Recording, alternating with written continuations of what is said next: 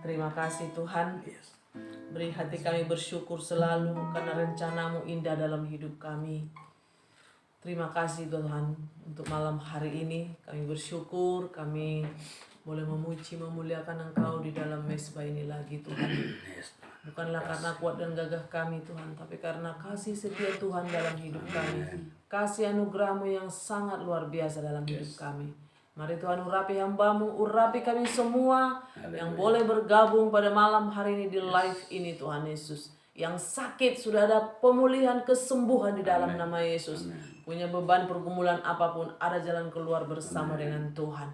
Terima kasih Tuhan, dalam nama Yesus kami sambut firman-Mu. Haleluya. Amin. Amin. Puji Tuhan. Shalom, selamat malam semuanya Bapak Ibu yang dikasihi Tuhan, dari Sabang sampai Merauke. Haleluya. Haleluya.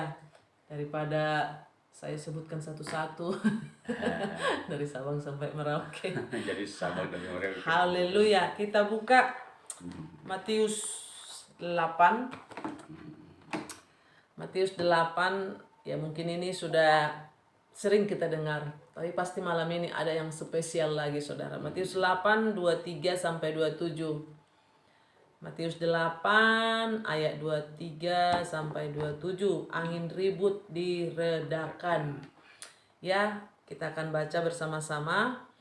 Lalu Yesus naik ke dalam perahu dan murid-muridnya pun mengikutinya. Sekonyong-konyong mengamuklah angin ribut di danau itu sehingga perahu itu ditimbus gelombang, tetapi Yesus tidur. Maka datanglah murid-muridnya membangunkan dia, katanya, "Tuhan, tolonglah kita binasa." Ia berkata kepada mereka, "Mengapa kamu takut, kamu yang kurang percaya?" Lalu bangunlah Yesus menghardi angin dan danau itu maka danau itu menjadi teduh sekali. Dan heranlah orang-orang itu, katanya, "Orang apakah dia ini sehingga angin dan danau pun taat kepadanya?" Saudara yang dikasihi Tuhan, tadi ketika saya mempersiapkan saudara firman Tuhan ini, ada sesuatu yang sangat luar biasa ya yang saya dapatkan di sini, dan mari kita sama-sama belajar pada malam hari ini saudara. Saya selalu satu ayat pun diangkat oleh hamba Tuhan atau siapapun yang khotbah, pasti ada sesuatu yang kita dapat saudara. Jadi jangan pernah kita berpikir kok firmannya itu aja, tidak pernah itu aja. Pasti ada penyingkapan. Karena firman Tuhan itu begitu kaya ya di dalam hidup kita. Amin. Lalu Yesus naik ke dalam perahu dan murid-muridnya pun mengikutinya.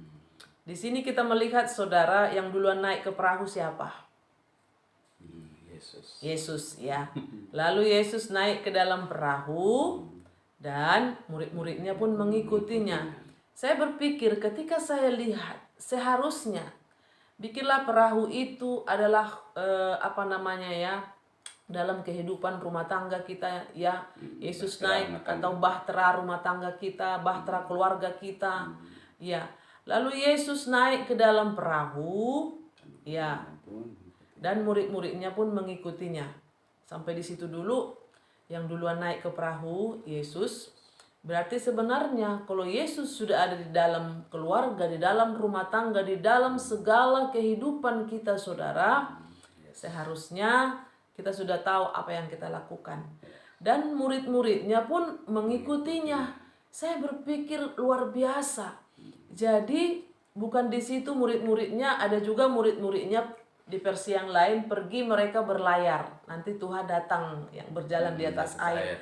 Tapi ini saya lihat Yesus naik ke dalam perahu dan murid-muridnya pun mengikutinya.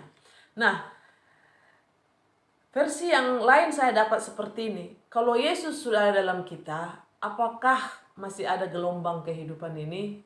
Di situ akan diuji saudara. Ya. Ternyata Sekonyong-konyong mengamuklah angin ribut di danau itu sehingga perahu itu ditimbus gelombang, tetapi Yesus tidur. Di sini saya melihat ya, kan dia bilang Yesus lebih besar dari segala-galanya. Itu persoalan itu saudara, itu bagi murid-murid. Bagi Yesus itu tidak masalah, makanya dia tidur saudara. Di dalam hidup ini kadang gini, saya melihat bagaimana tingkat iman seseorang, pengenalan seseorang akan Tuhan. Contohnya, saya mungkin dalam versi tertentu saya galau, Pak John ini tidak galau. Tapi ada saatnya juga beliau galau, saya tidak galau. Saya bilang biarkan seperti ini, pasti ada jalan keluar. Tapi kadang Pak John juga yang bilang, percayalah, saya ini gimana Pak? Sudah habis bawang, sudah habis beras. Tenang, sabar. Nah, kira-kira seperti itu saudara. Nah, ternyata di situ sekonyong-konyong mengamuklah angin ribut di danau itu sehingga perahu itu ditimbus gelombang, tetapi Yesus tidur. Saudara yang dikasihi Tuhan, aman tentram. Karena apa? Yesus lebih besar dari segala persoalan, dari apapun. Angin kencang, ya ampun. Itu kan. Maka datanglah murid-muridnya membangunkan dia. Katanya, Tuhan tolonglah kita binasa. Saudara, di dalam hidup ini kita sering juga seperti itu. Bagaimana bangsa Israel, itu yang saya katakan, dosa persungutan yang paling mengerikan dari bangsa Israel itu, itulah yang paling mengerikan. Banyak yang mati di padang gurun, bahkan yang berangkat dari Mesir mati semua. Kecuali yang sampai ke tanah apa namanya itu, tanah perjanjian itu, Kaleb dan Yosua yang di atas.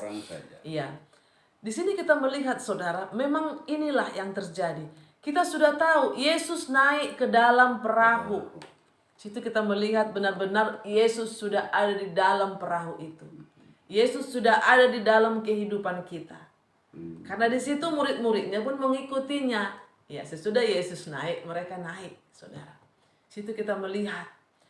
Saya membaca ini dalam hati saya tadi seperti ini. Iya ya, kalau Yesus sudah ada di dalam kehidupan kita, di dalam bahtera kita itu sebenarnya saudara, udah aman lah ya. Serahkan, amanlah kita sebenarnya.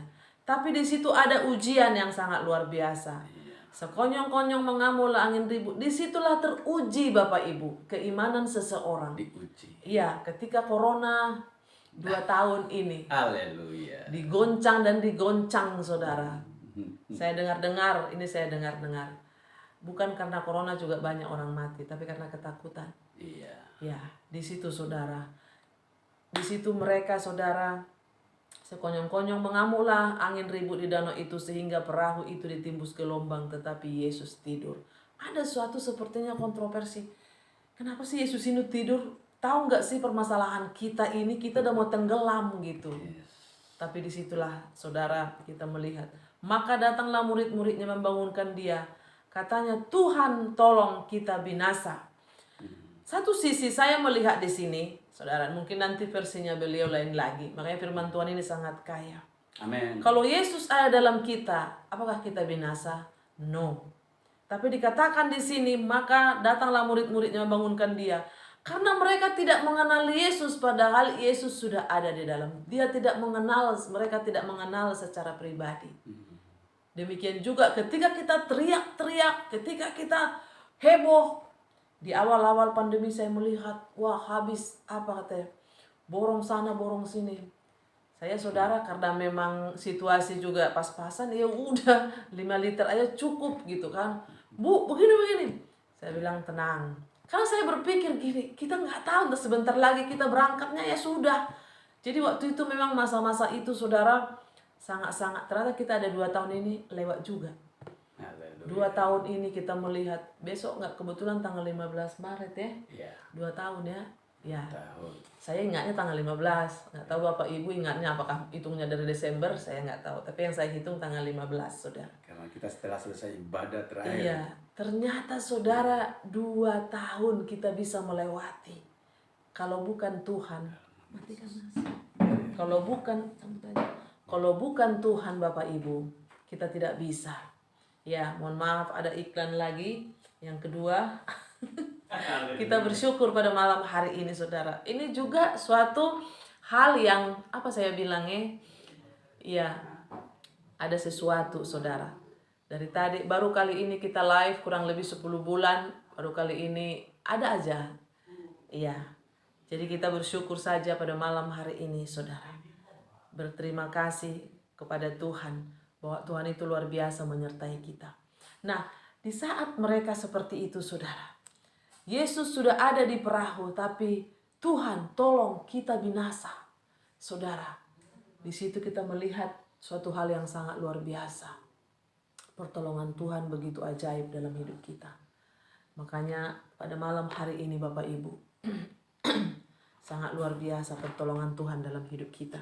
Ya, maka datanglah murid-muridnya membangunkan dia, katanya, Tuhan, tolonglah kita binasa.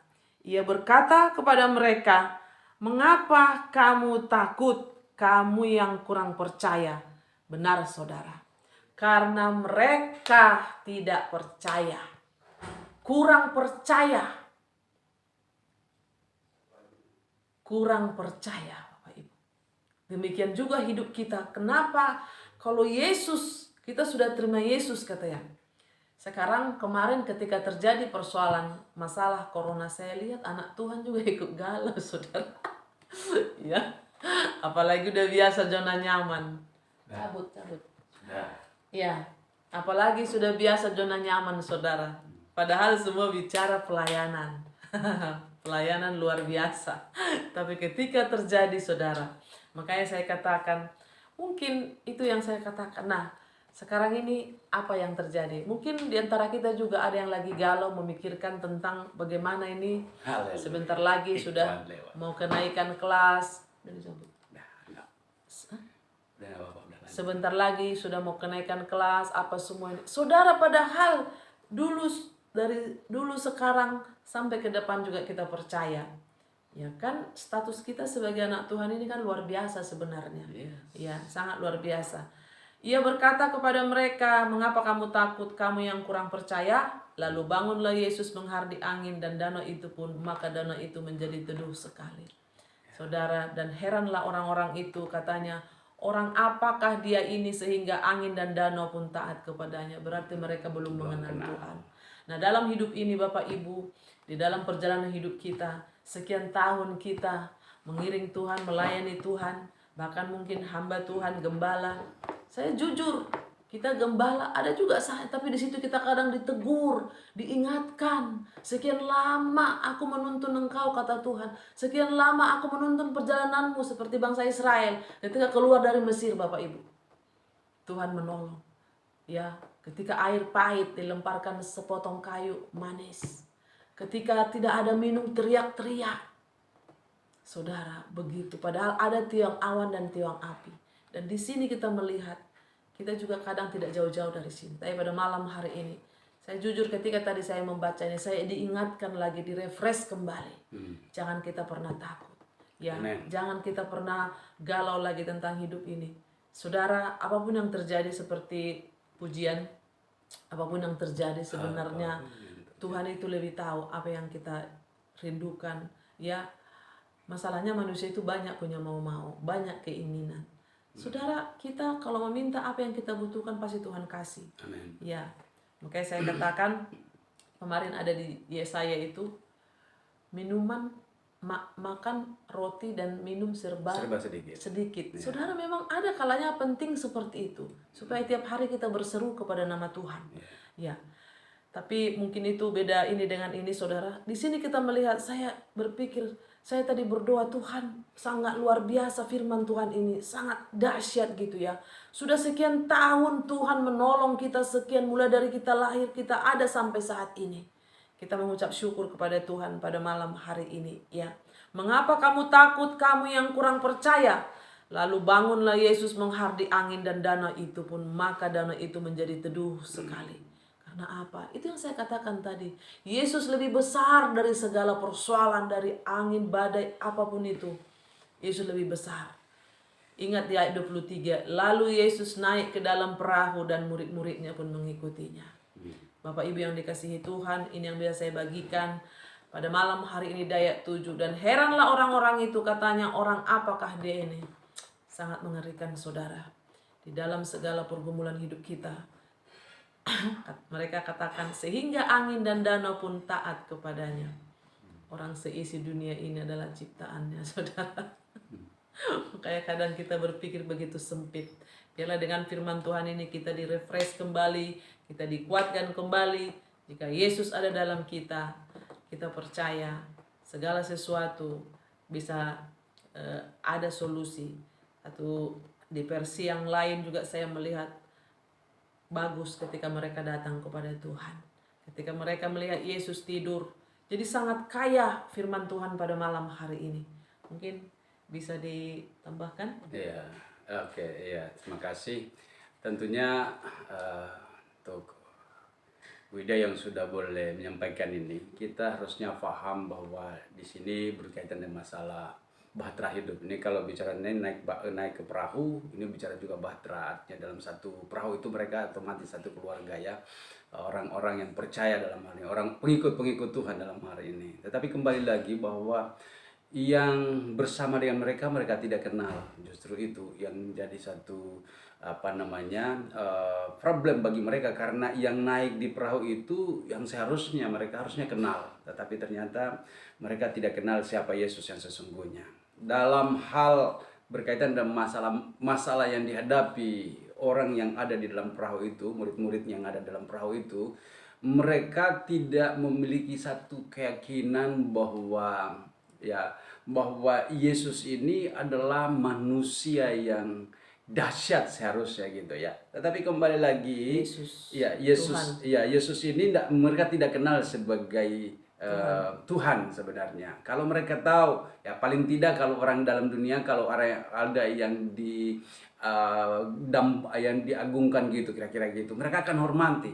Tapi kembali lagi yang paling unik, yang paling luar biasa di sini bicara tentang di dalam kondisi seperti itu Yesus malah tidur gitu. Kenapa? Karena Yesus itu tahu kondisi keadaan. Mau seribut apapun dia bisa tidur karena dia tahu keadaan itu. Nah, yang bermasalah adalah mereka murid-murid ini, karena mereka tidak tahu. Yang mereka tahu bahwa ini akan binasa gitu. Tapi yang luar biasa, nah dalam hal ini juga kalau kita berpikir bahwa rumah tangga kita, kalau kita mengundang Yesus tidak usah ragu lah, kira-kira seperti itu. Kalau kita tahu bahwa Yesus itu adalah Tuhan yang mampu untuk menolong kita, ya nggak usah galau, kira-kira seperti itu.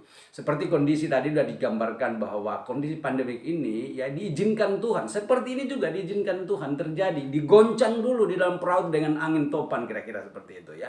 Nah, di dalam hal ini, tapi kembali lagi, kalau saja kita sudah mengundang Yesus di dalam rumah kita, ke dalam hati kita, ya jangan bimbang dan jangan ragu. Yakobus katakan, Yakobus 1 di sana, orang yang bimbang dan ragu tidak mendapat apa-apa.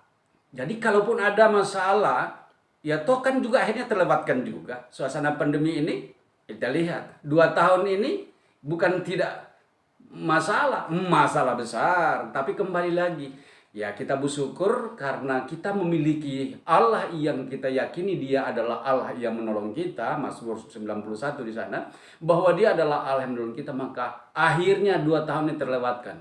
Kalaupun ada mungkin yang akan lebih dahsyat lagi, tapi jangan berdoa seperti itu. Tapi kalaupun ada yang lebih berdahsyat lagi dari itu, kalau kita memiliki satu keyakinan bahwa Yesus ada bersama dengan kita, ya sudahlah, selamat datang masalah, kira-kira seperti itu.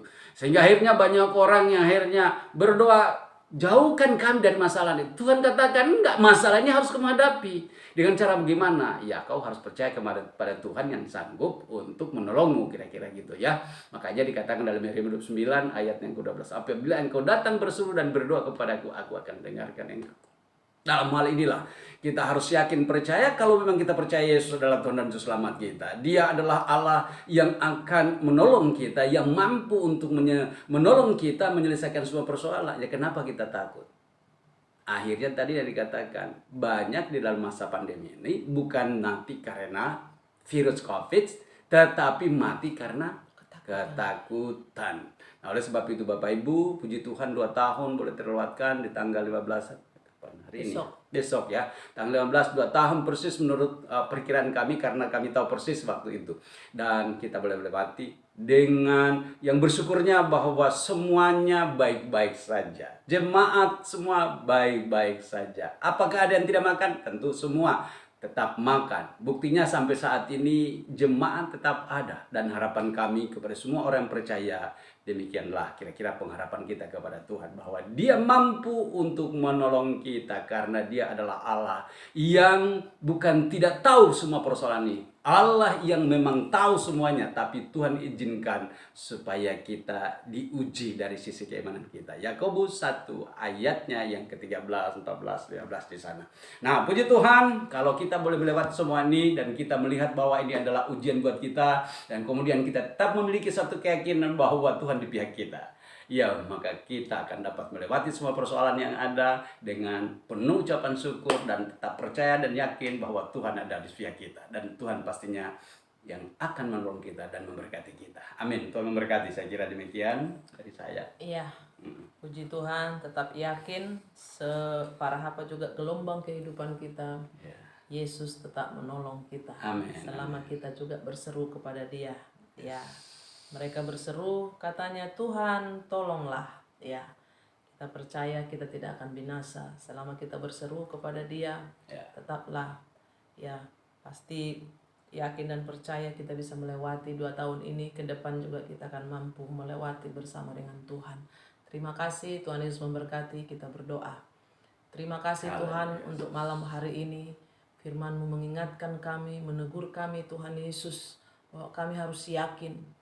Jika kami mengikut Engkau Tuhan, memang banyak tantangan, banyak cobaan, tapi selalu ada jalan keluar bersama dengan Tuhan. Badai seberat apapun Tuhan, jika Tuhan sudah berfirman, semuanya akan bisa teduh, semuanya bisa damai, semuanya bisa aman karena Tuhan ada di dalam kami.